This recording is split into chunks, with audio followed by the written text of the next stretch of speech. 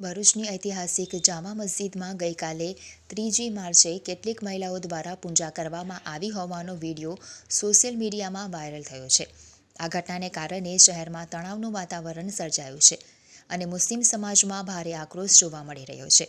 Viral થયેલા વિડીયોમાં મહિલાઓ ફૂલ, શ્રીફળ અને પ્રસાદ સાથે મસ્જિદ પરિસરમાં પૂજા કરતી જોવા મળે છે. આ કૃત્ય સામે મુસ્લિમ સમાજે વિરોધ નોંધાવીને જવાબદારો સામે કાર્યવાહી કરવાની માંગ કરી છે.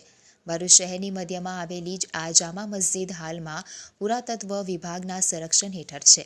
જોકે સંત સમાજ દાવો કરે છે કે આ સ્થળ મૂળ સમણી વિહાર જૈન મંદિર અને ચક્રઘર સ્વામીનું જન્મસ્થળ છે, જેને લઈને લાંબા સમયથી વિવાદ ચાલી રહ્યો છે.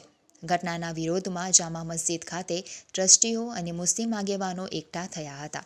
તેમણે જણાવ્યું હતું કે આ સ્થળ ઇસ્લામિક ધાર્મિક પરંપરાઓ મુજબ સંચાલિત થાય છે, તેથી અન્ય ધાર્મિક ક્રિયાઓ યોગ્ય નથી અને ધાર્મિક સ્થળની પરંપરાઓનું પાલન થવું જોઈએ.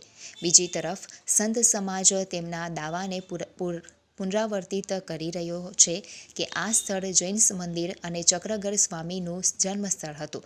આ મુદ્દે અગાઉ સંત સમિતિ દ્વારા ઉપવાસ આંદોલન પણ કરવામાં આવ્યું હતું. મસ્જિદ પુરાતત્વ વિભાગ હેઠળ હોવા છતાં અંદર નિયમો વિરુદ્ધ મદ્રેસા સહિતની પ્રવૃત્તિઓ ચાલતી હોવાના આક્ષેપો પણ ભૂતકાળમાં થયા હતા.